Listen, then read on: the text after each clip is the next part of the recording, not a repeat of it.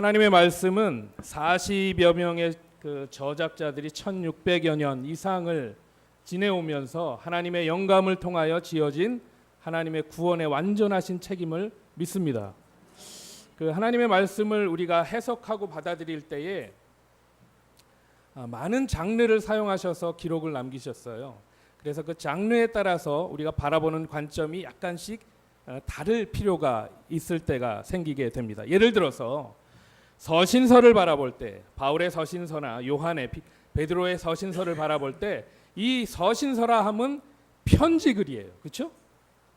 수신자가 있고 발신자가 있다는 상황을 우리가 염두에 두고 읽는다면 이게 바울이 교회를 향하여 혹은 베드로가 교회를 향하여 어떠한 마음으로 이 서신서를 썼겠느냐 하는 생각을 먼저 할 수 있다는 것이죠. 복음서를 기록할 때에 예수님의 행적과 예수님의 사역이 어떠했는가를 미리 그려보면서 우리는 해석을 하는 게 가장 옳은 해석의 방법이라고 배웠습니다. 오늘 시편을 해석할 때는요, 여러분 시편은 지성의 언어가 아니고 감성의 언어예요. 서신서나 복음서나 역사서나 대부분 내러티브라는 이야기처럼 흘러가는 기록으로 만들었기 때문에 논리적인 구성에 따라서 이야기를 읽는 것처럼 해석하면 그 말씀의 내용들을 우선적으로 해석할 수 있습니다. 그러나 시편이라 함은 어떠한 현장 가운데에 어떠한 상황 가운데에서 우리가 그 상황을 맞이했을 때 느끼는 감정, 기쁠 때가 있고요, 슬플 때가 있어요. 괴로울 때도 있고 또 희망에 넘쳐서 그 상황을 바라볼 때가 있단 말이죠. 그 사람의 감정이 어떻게 하나님을 향해 있는가를 우리가 확인해서 본다면 이 시편을 읽을 때에 우리가 하나님의 말씀을 온전히 읽어갈 수 있다는 것입니다. 오늘 시편 63편을 지은 저자는 우리가 잘 아는 다윗입니다. 이 다윗이 사무엘하 15장에 있는 상황 가운데에서 이 시편 63편을 저작을 했어요. 사무엘하 15장은 어떠한 내용으로 우리에게 소개하고 있느냐 하면 다윗의 상황 가운데서 가장 아픈 상황을 맞이했을 때의 상황을 우리에게 그려주고 있습니다. 자기 아들인, 가장 사랑한 아들인 첫째 아들 압살롬이 아버지 다윗 왕에게 반역을 하게 되는 순간이었어요. 그래서 다윗은 이제 자기가 살고 있는 왕궁에서 꼼짝없이 쫓겨날 수밖에 없는 상황을 맞게 됩니다. 그 상황 가운데 사람들 참 마음이 되게 간사하지요. 사울은 천천히요, 다윗은 만만이라 외쳤던 자기 백성들조차 쫓겨나가는 다윗에게 등을 돌렸어요. 그래서 어쩔 수 없이 도망해야 하는 상황이 되어버렸던 것입니다. 그 다윗이 달아나면서 느꼈던 그 비참함을 사무엘하 15장 17절로부터 우리가 읽을 수 있는데 제가 읽어드릴게요. 왕이 나가매 모든 백성이 다 따라서 벳 메르하게 이르러 멈추어 섰다. 벳 메르하기 어디냐면 동네 이름이라기보다는 예루살렘 성의 가장 끝 지역. 예루살렘 성은 시온산이라는 아주 아름다운 산 꼭대기에 있던 성이었는데 그 시온산의 예루살렘 성을 탈출해서 내려오는 가장 밑바닥 지역을 바로 벳 메르하기라고 불렀어요. 그래서 영어 성경은 지명 그대로 읽지 않고 번역하면 가장 먼 곳, a place that was far off라고, 가장 먼 끝에 있는 곳. 어디서부터요? 예루살렘 성전, 예루살렘 궁궐에서 가장 먼 끝 장소, 밑바닥을 이야기하는 거예요. 그 장면에서 다윗은 이러한 모습으로 떠나기 힘든 마음을 표현했는데 아마도 이 장면을 현대의 영화 감독이나 드라마 작가들이 이렇게 다시 구성해서 촬영을 한다면 아마 이런 속도가 되지 않았을까 싶어요. 큰아들이 나를 죽이러 따라온다는 소식을 알고 옷도 못 입고 걸음아 나서 살려라 하고 도망가는 다윗의 모습을 그리는 것이 아니라 내가 사랑하는 백성, 내가 좋아했던 궁궐, 하나님이 나에게 나라를 세우게 하셨던 그 예루살렘 성을 떠나기에 못내 아쉬워서 한 걸음 걷고 뒤돌아보고 또 한 걸음 걷고 뒤돌아보는 다윗의 모습을 벳메르학에서 우리는 만나볼 수 있게 되는 것입니다. 다윗 자신도 우여곡절 끝에 왕이 되었었던 곳이었어요. 그 이전 사울 왕이 자기를 미워해서 죽이려고 쫓아다니면서 도망하였음에도 불구하고 결국은 하나님의 은혜로 왕이 되었고, 하나님이 기름 부어 세워주신 그 왕의 권위로 예루살렘으로 수도를 옮겼고, 그 수도에서 하나님의 백성들을 잘 다스려서 결국 아름다운 나라로 세웠던 바로 그곳 궁전을 이제 떠나야 하는 다윗의 마음이 못내 아쉬워서 걷다가 뒤돌아보고 걷다가 뒤돌아보는 그 다윗의 마음을 우리는 그려볼 수 있는 것입니다. 예루살렘 성의 별명은 City of David이에요. 다윗의 성이었습니다. 다윗의 동네라고 불리우던 그 성, 저 예루살렘을 떠나오면서 다시 그 성을 바라보는 다윗의 마음, 그 마음이 얼마나 아쉽고 얼마나 안타까울지를 우리는 그려볼 수 있다는 것이에요. 그래서 사무엘하 15장 30절은 그 장면을 이렇게 표현하고 있습니다. 다윗이 감람산 길로 올라가며 그가 그의 머리를 가리고 맨발로 울며 올라가며 그와 함께 가는 모든 백성들도 각각 자기의 머리를 가리고 울며 쫓았더라. 내가 있었던 고향, 나의 땅, 나의 장소, 내 집, 그곳을 떠나서 감람산을 올라가서 이제 가야 할 장소는 아무것도 보이지 않는 허허벌판인 유대 광야예요. 유대 광야는 여러분 지금 여행 가시더라도 저는 예수님 당시와 똑같은 모습일 거라고 생각합니다. 아무것도 없어요. 돌밭의 사막입니다. 생각해 보세요. 왕이었던 자가 자기 왕궁을 떠나서 감람산을 올라 유대 광야로 들어가는데 여러분 그 마음이 얼마나 비참했겠어요. 이게 뭔가? 이게 무슨 일이 일어난 거지? 내가 모르는 사이에 이게 뭐가 잘못된 거야? 그런 마음으로 쫓겨가듯 광야로 내몰리는 그 다윗의 모습을 우리가 그려볼 때 얼마나 기가 막힐까 하는 생각을 해본다는 것이죠. 죄송합니다. 그럼에도 불구하고 여러분, 오늘 여러분이 함께 저와 이 유대 광야에서 쓴 다윗의 시편 63편을 읽었어요. 그런데 우리가 이 63편을 읽어가면서 다윗의 비참함이나 큰 아픔이 그려져 있는 것이 어디 있나 발견할 수가 없어요. 오히려 그 광야에서 하나님이 주시는 힘과 능력과 은혜를 고백하는 시인의 모습을 우리는 보게 되었다는 것입니다. 그래서 오늘 우리 마음속에 교훈으로 새길 것이 있다면 과연 그 어려운 그 힘든 상황 가운데에서 다윗은 어떻게 은혜를 얻었을까? 그 비결이 뭘까? 라는 것이에요. 결론적으로요, 저는 그 유대 광야 그 황량한 메마른 땅에서 다윗은 새로운 영적인 체험과 영적 유익을 얻었음을 발견하였습니다.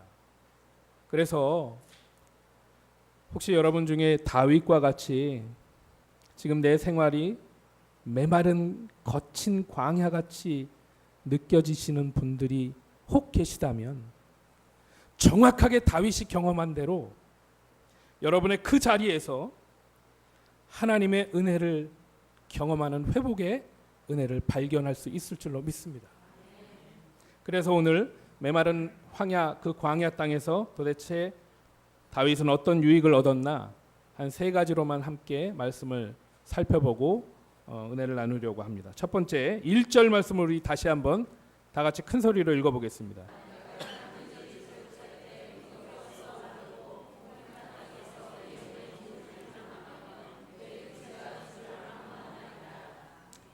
하나님을 향한 뭐요?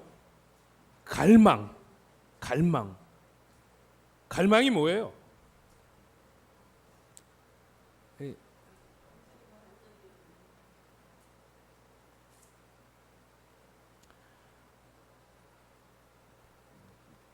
한국에 왔더니 황사가 감기가 걸려서 지금 3일째 누워 있다가 겨우 일어나서 왔어요. 죄송합니다. 이제 자주 물을 마실 텐데 이해해 주시기 바랍니다. 갈망이요. 이게 목마름이거든요. 목마름. 그냥 목마름이 아니라 하나님을 향한 갈망, 목마름을 얻었대요. 여러분, 다윗이 메마른 광야로 쫓겨난 것이 이번이 처음이 아니었어요. 사울 왕에게 쫓겨 다닐 때도 이 메마른 광야 가운데에서 도망하면서 유리했던 것이 다윗의 일생이었습니다. 그런데 두 번째로 또 이 몰려 쫓겨나가는 것이 바로 그 광야예요. 한 번 사업 실패해 본 사람은 알아요. 또 실패하라면 두 번은 못하겠답니다. 한 번 가정 망해 본 사람은 알아요. 근데 두 번은 저거 못하겠다. 망해 본 사람은 안다고요. 그 망함이 얼마나 처절하고 비참하고 힘든 삶인지. 근데 다윗이 그 두 번째 비참한 광야로 내몰리면서도 마치 나 같으면 나의 영적인 생명도 희망도 다시 일어설 용기도 그냥 시들어 버릴 법한데 오히려 그 광야에서 하나님을 향한 목마름이 생겼다고 고백을 하고 있습니다. 이것이 은혜예요. 은혜. 왜 은혜냐고요? 여러분, 운동선수들이 슬럼프를 겪는 때가 있어요. 많이 들어보셨죠? 슬럼프가 뭐냐면 늘 연습한 대로 이만큼 하면 이만큼의 결과가 나왔어요.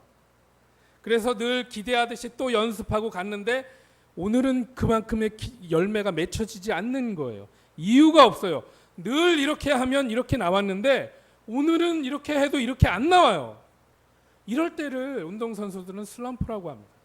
그래서 슬럼프는 마치 투명한 그 수영장에서 깊은 물로 계속 가라앉듯이 끝없이 가라앉는 자기의 모습을 바라볼 수밖에 없는 순간이 바로 슬럼프라고 이야기할 수 있다는 것이죠. 그런데 프로 선수들은 알아요. 이 슬럼프는 영원하지 않다는 것을요. 그래서 마치 투명한 물 속에 가라앉더라도 바닥이 보이면 그 바닥을 지치고 올라오듯이 이 바닥을 칠 때를 기다린다고 얘기해요. 바닥치기. 그래서 운동선수들이 슬럼프를 겪을 때 바닥 칠 때를 기다린다는 표현을 많이 해요. 그런데 여러분, 메마른 광야 같은 삶 가운데에서 하나님을 향한 갈망을 느꼈다 하는 것은요, 목마름이 생겼다 하는 것은 우리의 영적인 회복에 바닥치기임을 믿으시길 바랍니다. 목마름이 생겼다, 배고픔이 생겼다, 하나님을 향한, 그러면 우리가 살아있다는 신호가 되는 줄로 믿습니다. 지난 여름에 제가 사랑하는 우리 한 가족 남편이 하나님 나라에 가셨어요. 그분의 하관 예배를 제가 인도했는데 사실은 그분이 돌아가시기 바로 하루 전날 제가 그분 그 병원에 신방을 간 일이 있어요. 점심 약속을 위해서 밖으로 나가고 있는데 전화 한 통이 왔어요. 그 부인 되는 집사님이 목사님 빨리 와주세요. 이게 목사님들이 빨리 소리 들으면 가슴이 철렁해요. 여러분 좀 그런 얘기 좀 목사님한테 하시지 마세요. 빨리 와주세요. 그러면 아이고 이거 큰일 났구나 하고서 점심 약속 취소하고 바로 달려갔는데 진짜 빨리 가야 할 상황이었어요. 5년 동안 파킨슨병으로 투병하시던 이 집사님의 그 주치의 되는 닥터가 이분이 곡기를 끊으셨대. 곡기를 끊으면 보통은 짧으면 3일, 길면 일주일 안에 하나님 나라 가신다는 표현이래요. 의사들이 얘기하기로. 그래서 준비하라고 말을 들었다고 하더라고요. 그래서 의식은 없지만 파르르 떨고 있는 그 집사님 손을 꽉 붙잡고 한참을 같이 기도하고 아내 되는 집사님과 하나뿐인 아들하고 앞으로 어떻게 준비해야 될지를 함께 논의하다가 이제 저녁녘이 돼서 이제 며칠 더 기다려야 되니까 우리 시간이 되면 제가 준비해서 다시 오겠습니다 하고 병원을 나섰는데 이게 스탠포드 병원 길 밖에 이제 101이라는 고속도로를 타자마자 차가 너무 막히는 거예요. 30분이면 가는데 1시간째 막혀 있어요. 그래서 도로에서 하염없이 앞에 갈 차를 기다리고 있는데 아니 바로 그 순간에 제가 차 안에서 배가 고프더라고요. 배가 고팠어요. 여러분 보시기에 제가 자주 배고프게 생겼잖아요. 근데 거기서 배가 고프더라고. 아니 내 성도는 곡기를 끊고 이제 기다리라고 선고받은 그 순간에 기도해주고 나오는 목사가 차 안에서 느낀 것이 배가 고픈 거예요. 그도 그럴 것이 점심 약속 취소하고 달려왔는데 저녁 때까지 못 먹었잖아요. 참 마음이 미안하기도 하고 막 그러던 차에 이런 생각이 들더라고요. 여러분, 환자가 배고프면 그건 살아나는 거요. 환자가 목마르기 시작하면 그 환자는 다시 살아날 수 있는 환자임을 믿으셔요. 우리가 아무리 메마른 광야에 내던져져 있을지라도 영적으로 우리가 다시 한번 하나님을 향한 갈망이 생기고 하나님을 향한 목마름이 다시 생겼다면 여러분을 향한 거룩한 회복의 신호탄이 되는지를 여러분 믿으시길 바랍니다. 이 갈망이 오면 3절 말씀에 이렇게 얘기해요. 주의 인자하심이 생명보다 나음으로 내 입술이 주를 뭐 할 것이라? 찬양할 것이라. 할렐루야. 비록 목숨을 부재하려고 성을 탈출하고 광야로 나와 있는 다윗이지만 그 메마른 광야 가운데 다윗이 깨달은 사실 하나는 주님의 인자하심이, 인자하심이라고 표현하는데 원래는 사랑이에요. 헤세드란 말이에요.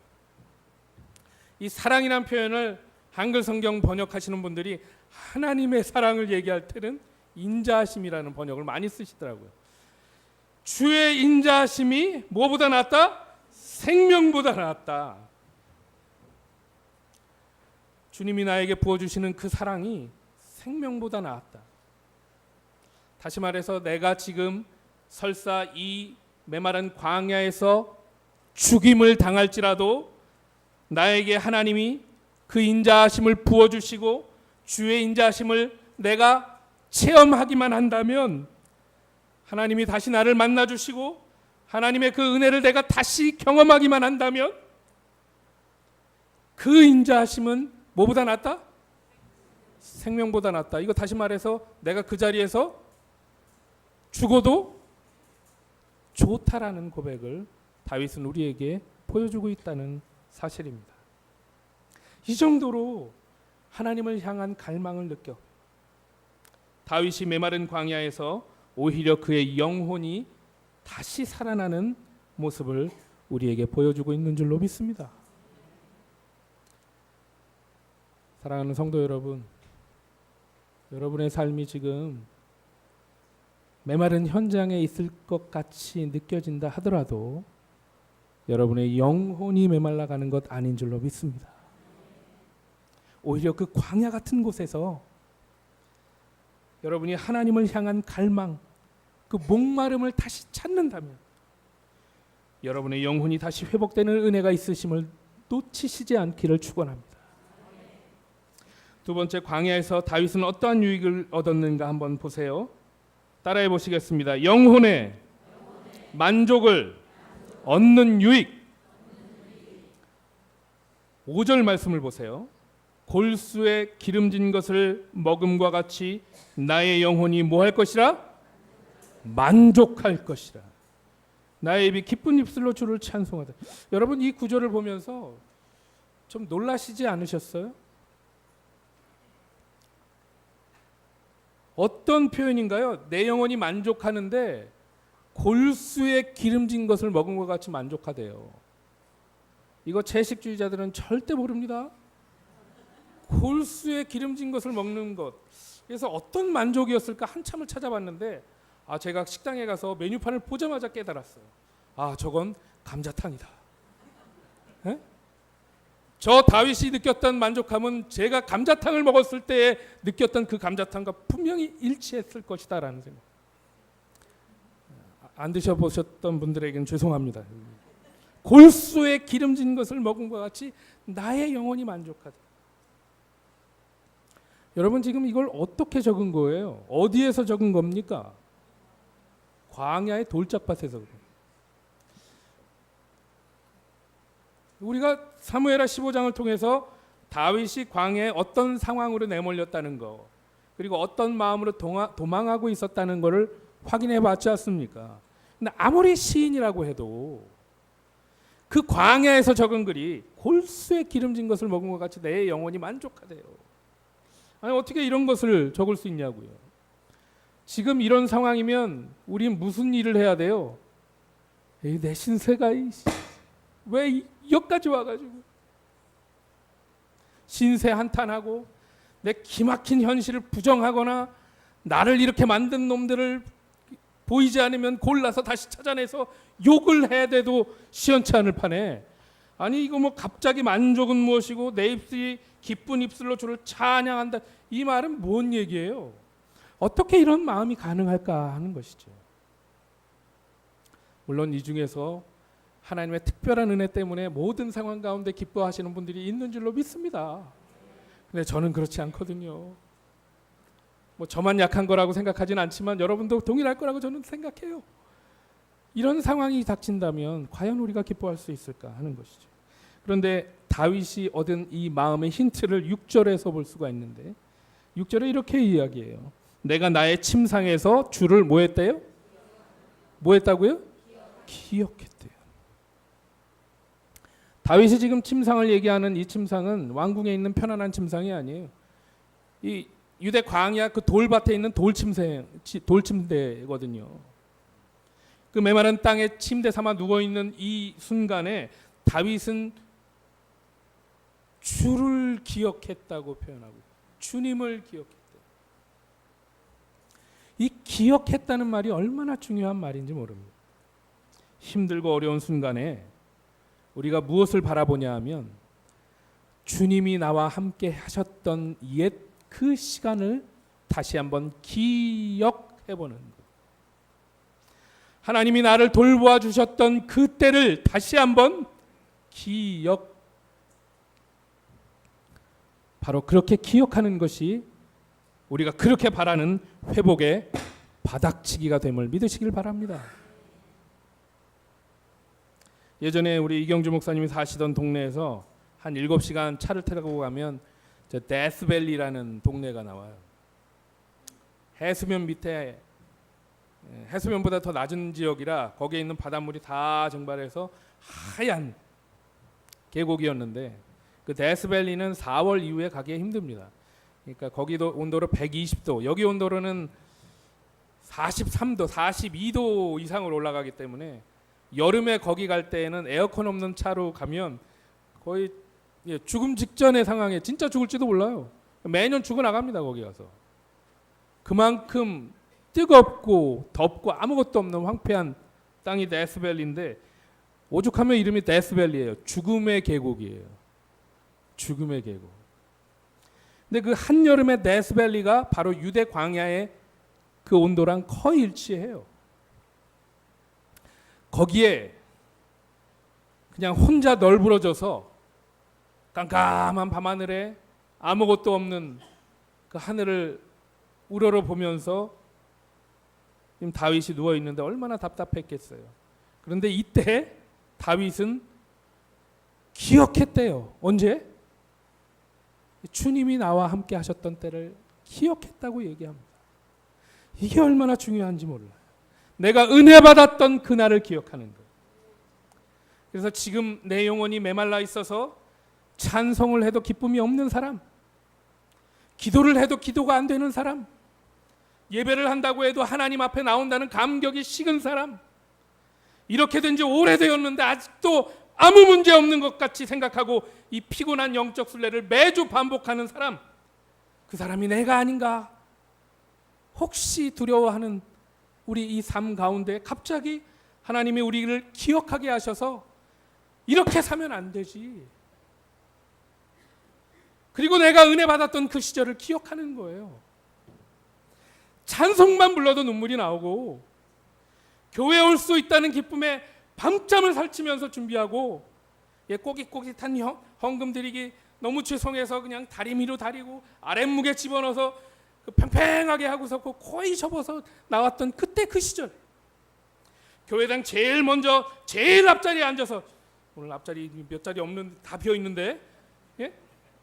하나님이 임재 앞에 마음이 뜨거워지고 말씀 앞에 아멘 아멘 했던 그때를요, 하나님이 내 기도 들으시는구나, 하나님이 우리 예배 받으시는가를 느꼈던 그때를 다시 뭐 한다고요?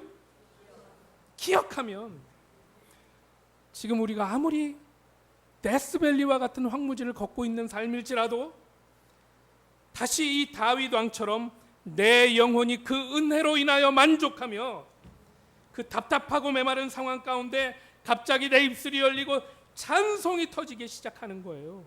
언제요?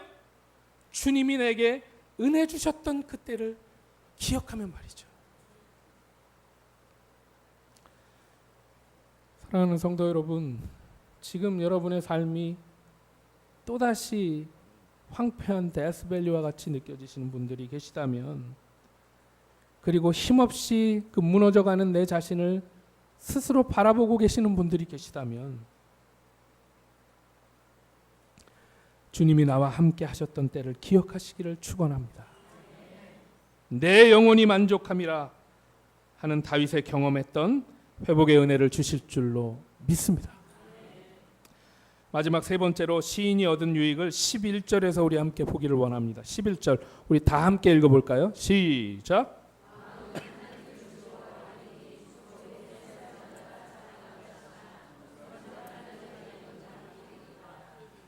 주께 맹세한 자마다 자랑할 것이다 하면서 다윗은 시 마지막에 한 그룹의 무리에 대한 자기의 감사의 표현을 설명하고 있습니다. 누굴까요? 왜 이런 사람들이 다윗의 시 마지막 부분에 등장할 수밖에 없었나 하는 것이죠. 주께 뭐 한 자들이요? 금방 까먹으셨어. 주께 맹세한 자들 말이에요. 이들이 누굴까?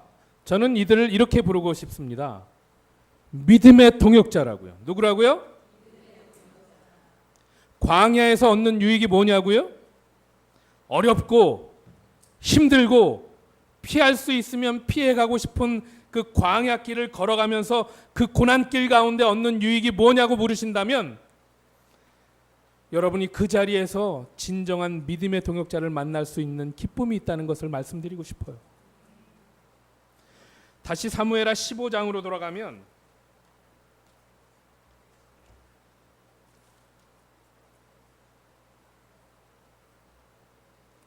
(15장에) 주께 맹세한, 다윗 앞에서 주께 맹세한 자들이 등장하거든요. 여러분, 다윗이 성을 빠져나올 때에 혼자 나온 것 아닙니다. 여러 무리들이 함께 따라 나왔어요. 그런데 그 여러 무리들 중에 다윗의 마음을 울린 사람들이 등장합니다. 이미 백성들은 압살롬에게 그 마음이 떠난 후였어요. 폐위되고 나가는 다윗을 쫓아가는 행위는 어리석은 행위입니다. 여러분, 우리 어제 한국의 중요한 선거를 치르셨죠? 절대 물어보지 말아야 할 질문. 여러분 누구 뽑으셨어요? 절대 대답하면 안 됩니다. 앞으로 절대 물어보시지 마시고 그냥 아멘, 하나님께서 이끌어 주시옵소서 기도하시기 바랍니다. 그런데요, 여러분, 세상에서 똑똑한 사람들, 성공해야 하는 사람들, 아니 성공할 사람들, 그런 사람들은 이미 예측이 끝났어요. 그래서 내가 누구에게 붙어야 내가 더 잘 살고 성공하고 더 탄탄대로로 나아갈 수 있는지 이미 빠삭하게 빠르게 결정이 되어 있습니다. 저와 여러분만 그런 결정을 잘 못하시죠. 세상에서 성공하는 사람들은 다 그거 잘해요.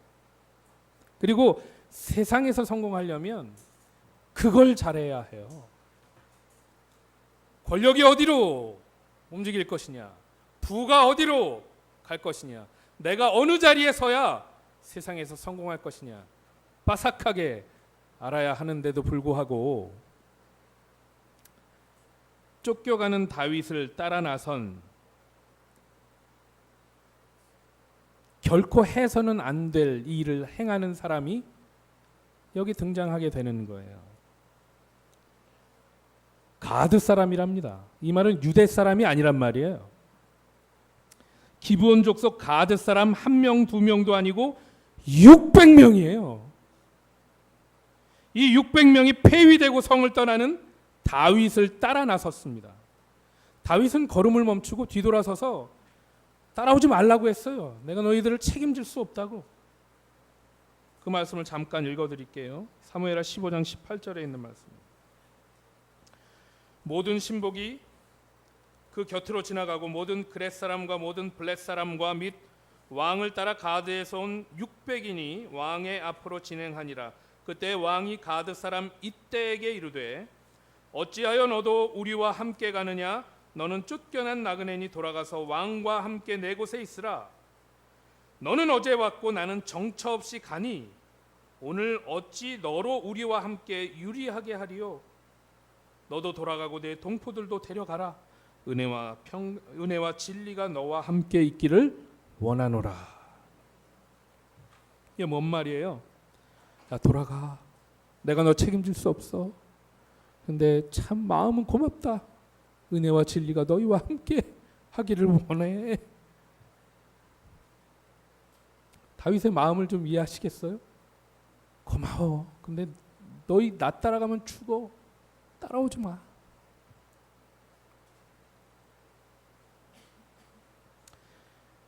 이때에 다윗 그 가드 사람 대표인 이때라는 사람이 다윗에게 이런 대답을 합니다.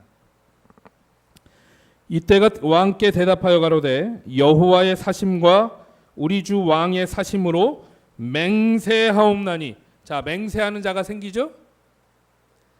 진실로 내 주 왕께서 어느 곳에 계시든지 물론 사생하고 종도 그와 함께 있겠나이다. 저는 이 글을 읽는 순간 마음이 울컥하더라고요. 이게 도망가는 다윗이 얼마나 힘이 되었을까? 얼마나 그에게 위로가 되었을까? 아무도 자기를 따라오지 말아야 할 이 순간에 일가 친척이라면 이해하겠어요. 그런데 내가 가장 사랑하는 아들은 날 죽이려고 따라와. 이때의 다른 민족인데 그것도 가드 사람 600명이 그것도 그냥 오는 게 아니고 주님의 이름으로 맹세하면서 사나 죽으나 당신과 함께 하겠습니다 하는 이러한 사람들과 마주쳤을 때에 저는 다윗이 이 600명의 눈을 제대로 보지 못했을 거라고 생각해요.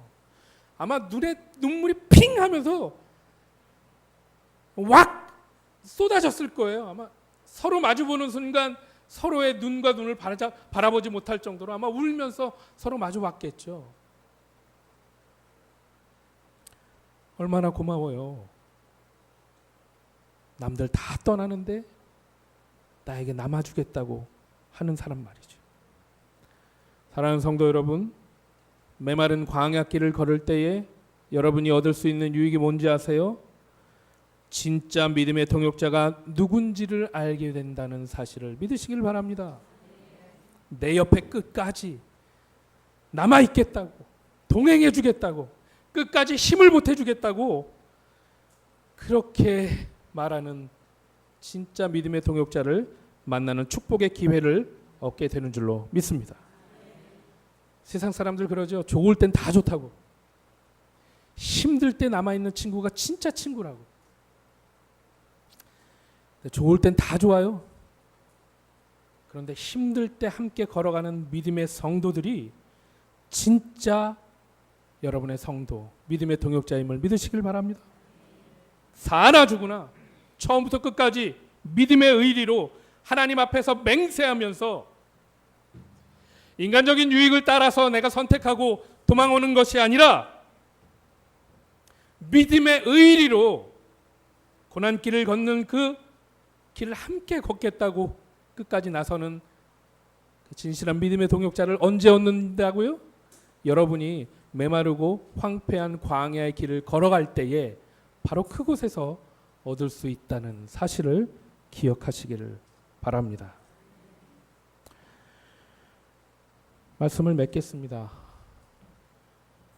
하나님이 사랑하시는 성도들에게도 하나님은 힘든 삶을 주십니다. 그럼에도 불구하고 그 하나님은 변함없이 우리를 사랑해 주고 계시는 줄로 믿습니다. 우리가 주를 갈망하는 영혼들의 시를 통해 오늘 배운 교훈은 믿음을 갖고 광야를 걸어갈 때에 우리는 하나님을 만나는 목마름을 경험하게 될 것이라는 사실입니다. 영혼의 만족함을 다시 얻게 된다는 사실입니다. 그리고 우리가 그렇게 바라던 믿음의 동역자를 만날 수 있다는 사실을 기억하시기 바랍니다. 우리 우일 제1교회가 2대를 걸쳐 이 지역에서 믿음의 성도들과 더불어서 이 지역을 복음으로 변화시키고요. 불상이 작아질 때까지, 하나님의 십자가가 높아질 때까지 이 땅에서 하나님의 일들을 감당해 나가시는 주님의 종들 되시기를 주의 이름으로 축원합니다.